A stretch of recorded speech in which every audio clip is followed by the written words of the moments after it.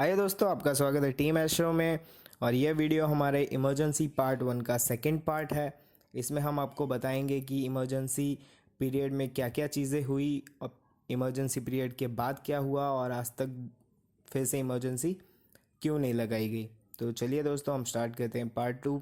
तो जैसा कि मैंने आपको बताया था पार्ट 1 में कि इमरजेंसी क्यों लगाई गई, कैसे लगाई गई और कब लगाई गई।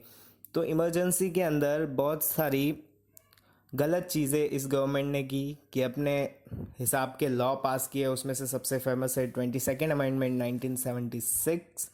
उसके बाद जुडिशरी में इन लोगों ने इंटरफियर करना स्टार्ट कर दिया। ऑपोजिशन के सारे लीडर्स को पकड़ लिया गया, बड़े बड़े अटल बिहारी वाजपेयी, लाल कृष्ण आडवाणी, जेपी नारायण, इन सबको प्रेस सेंसरशिप लगा दी गई। जो भी चीज़ें छपेगी या टीवी पे आएगी उसको पहले वेरीफाई करेगी गवर्नमेंट, उसके बाद ही वो आगे छपेगी। फिर अत्याचार हुए लोगों पे, लोगों की ज़बरदस्ती नसबंदी करवाई गई। किसी के बच्चे हैं या नहीं हैं उनको भी ले जाके नसबंदी करवाई गई। बूढ़े बूढ़े लोगों को करवाई गई डेटा बढ़ाने के लिए। उसके बाद दिल्ली में स्लम ड्वेलर पे गोलियां चलवा दी थी इंदिरा गांधी जी ने। मतलब कि हमारी गवर्नमेंट हम पे गोलियां चला रही है। ब्रिटिश गवर्नमेंट की याद आ गई थी लोगों को।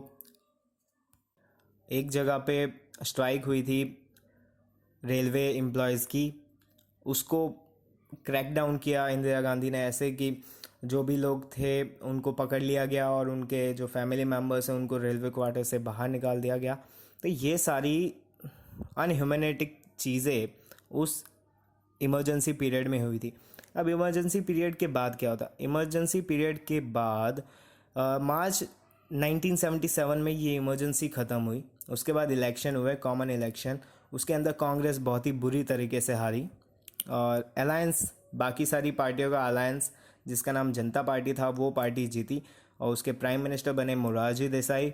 उसके बाद मोरारजी देसाई ने एक शाह कमीशन का गठन किया, डेवलपमेंट किया और उसमें उनको ये काम सौंपा कि आप ये इमरजेंसी की पूरी इन्वेस्टिगेशन करो कि कैसे लगी थी, क्यों लगी थी, इसके अंदर क्या चीज़ें हुई थी।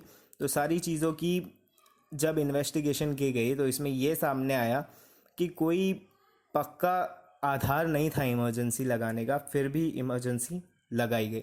तो इसको ध्यान में रखते हुए मोरारजी देसाई की गवर्नमेंट ने 44th अमेंडमेंट चेंज किया इंडियन कॉन्स्टिट्यूशन में।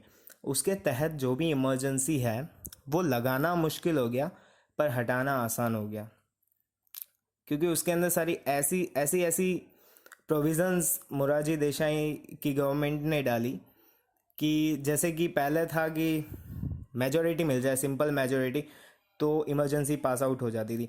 पर इस अमेंडमेंट में उन्होंने किया कि स्पेशल मेजॉरिटी चाहिए। वर्बली तरीके से अब इमरजेंसी नहीं लगाई जा सकती, रिटर्न फॉर्म में प्रेसिडेंट को देना पड़ेगा। कभी भी हमारे जो मौलिक अधिकार हैं आर्टिकल 19, 20 और 21, ये कभी भी इमरजेंसी में सस्पेंड नहीं किए जा सकते। 19 को हम कर सकते हैं जब वॉर होती है, पर थर्ड टाइप की जो इमरजेंसी है आर्म रिबेलियन, उसमें नहीं कर सकते। इंटरनल डिस्टर्बेंस का नाम हटा के आर्म रिबेलियन कर दिया, क्योंकि इंटरनल डिस्टर्बेंस की आड़ में ही इंदिरा गांधी ने ये इमरजेंसी लगाई थी। तो ये सारी चीज़ें इस प्रोविज़न्स में डाली गई ताकि इमरजेंसी का जो प्रोविज़न है उसको स्ट्रॉन्ग बनाया जाए और उसके बाद कभी भी इमरजेंसी लागू ना हो। तो ये थी स्टोरी हमारे सबसे काले दिनों में से एक के। तो अगर आपको हमारा वीडियो पसंद आया तो हमारे चैनल को सब्सक्राइब करें, लाइक करें, कमेंट करें। आप अपना कोई भी टॉपिक कमेंट कर सकते हैं जिसमें हम आपको उस टॉपिक पे वीडियो बना के देंगे पूरा ब्रीफ में, क्योंकि हम जो वीडियो बनाते हैं वो ब्रीफ होता है। बाकी आपको कंटेंट मिलेगा पर वो ब्रीफ नहीं होता, उसको आपको पूरा वीडियो देखना पड़ता है। हमारे जो वीडियोज़ है ब्रीफ होते हैं, तो इसलिए हमारे चैनल को प्लीज़ सब्सक्राइब करें और हमें सपोर्ट करें। Thank you.